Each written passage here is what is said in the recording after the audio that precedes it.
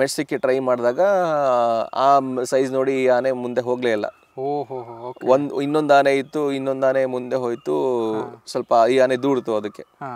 ಈಗ ನೀವು ತುಂಬಾ ಹೈಟ್ ಇದ್ದೀರಾ, ಒಂದ್ ಒಳ್ಳೆ ಪರ್ಸನಾಲಿಟಿ ಇದೆ, ನಾನು ಹೀಗಿದ್ದೀನಿ, ನಾನು ನಿಮ್ಮ ಹತ್ರ ಬಂದು ಫೈಟ್ ಮಾಡ್ಲಿಕ್ಕೆ ಆಗುತ್ತಾ? ಅವ್ರು ನೋಡಪ್ಪ ಅವ್ನು ಹೆಂಗಿದೆ, ನೋಡು ದೊಡ್ಡ ಆಳು ಅವನು, ಅವನ ಹತ್ರ ನಾ ಹೆಂಗ್ ಹೋಗ್ಲಿ? ಅದೊಂದು ಬೇಸಿಕ್ ಪ್ರಾಣಿಗಳಿಗೂ ಇರುತ್ತೆ. ಸೊ ಈ ಆನೆ ಹೋಗ್ತಾನೆ ಇಲ್ಲ. ಮತ್ತೆ ಏನ್ ಮಾಡ್ಬೇಕು ಟೆನ್ಷನ್.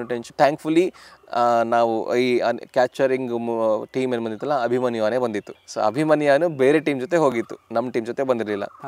ಇಮಿಡಿಯೇಟ್ಲಿ ಅಭಿಮನ್ಯು ಆಲ್ರೆಡಿ ಬರ್ತಾ ಇತ್ತು, ಬಟ್ ಬೇಗ ಇನ್ನೂ ಸ್ವಲ್ಪ ಪ್ರೊಸೀಜರ್ ಬೇಗ ಕರ್ಕೊಂಬನ್ನಿ ಅದನ್ನ ಆನೆ, ಅಭಿಮನ್ಯು ಆನೆ.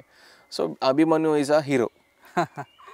ಬೇರೆ 3 ಆನೆಗಳು ಏನಿದ್ವು ಇದು ಹತ್ರನೇ ಹೋಗ್ಲಿಲ್ಲ.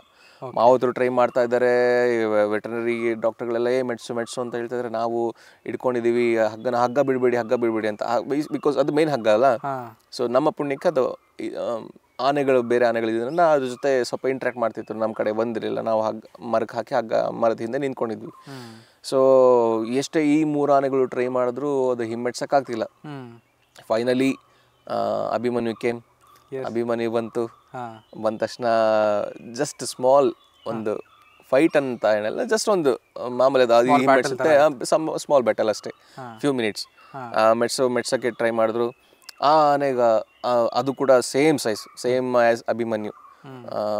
ಸೊ ನಾವು ಡ್ರಾಟ್ ಮಾಡಬೇಕಾದ್ರೆ ಅದು ಪ್ರಜ್ಞೆ ತಪ್ಪಿ ಬಿದ್ದಾಗ ಹೇಳ್ತಾ ಇದ್ರು, ಇದು ಒಳ್ಳೆ ದಸರಾ ಆನೆ ಆಗುತ್ತೆ ಇದು ಅಂತ ಹೇಳ್ಬಿಟ್ಟು. ಸೊ ಆ ಥರ ಇದ್ದಿದ್ದು ಸೈಜ್ ಅದು.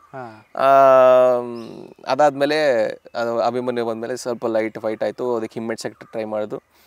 ಅದು ಕೂಡ ಸ್ವಲ್ಪ ಫೈಟ್ ಮಾಡ್ತಾ ಈಗ ಸಪೋಸ್ ಅಲ್ಲಿ ಎದುರುಗಡೆ ಇರೋ ಮರ ಅನ್ಕೊಳ್ಳಿ, ನಾವು ಈ ಆನೆ ಇಲ್ಲಿದೆ, ಆ ಮರಕ್ಕೆ ಹಗ್ಗ ಕಟ್ಟಿ ನಾವು ಹಿಂದೆ ಇದ್ದೀವಿ.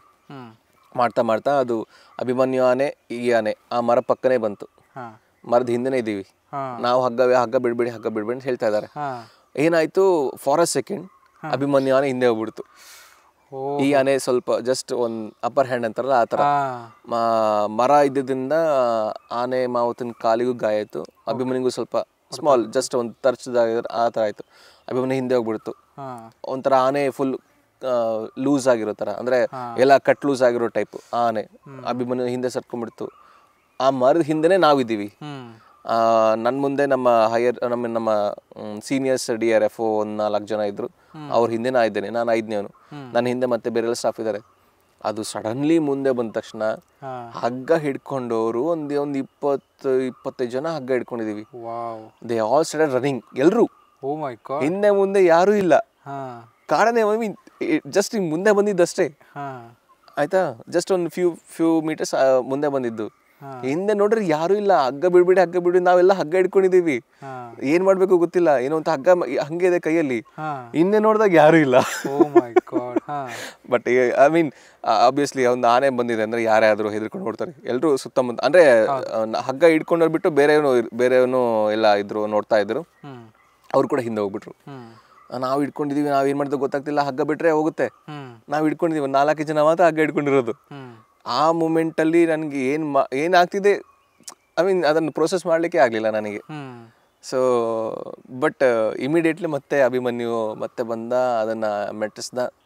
ಅಭಿಮನ್ಯುನ ಅದ್ರ ಜಸ್ಟ್ ಒಂದು ಗುದ್ದಾಟ ಅಂತಾರಲ್ಲ ಹಾಗೆ ಆ ತರ ಮಾಡ್ಕೊಂಡು. ಸೊ ಮಾವತನು ತುಂಬಾ ಧೈರ್ಯವಂತ ಇದ್ದ.